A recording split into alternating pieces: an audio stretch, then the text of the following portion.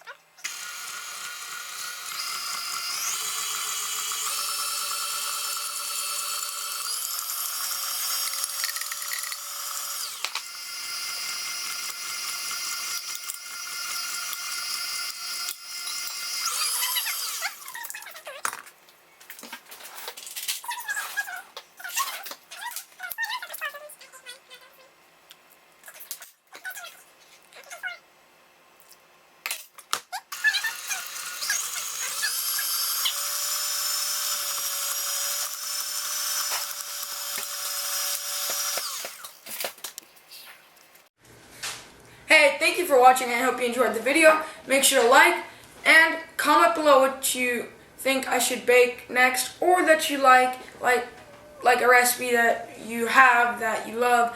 Just comment down below and I'll look it up and I might put it as a tutorial. So yeah, thanks for watching. And Remy, come here. Yeah. This is my dog. Up here. You're in the YouTube video. Alright, well, you've probably seen her before because she likes to be in the videos, down around here. But if you have seen her before, I have a business called I Love My Labs. It's ilovemylabs.com. If you do have a Labrador, then it's definitely the website for you.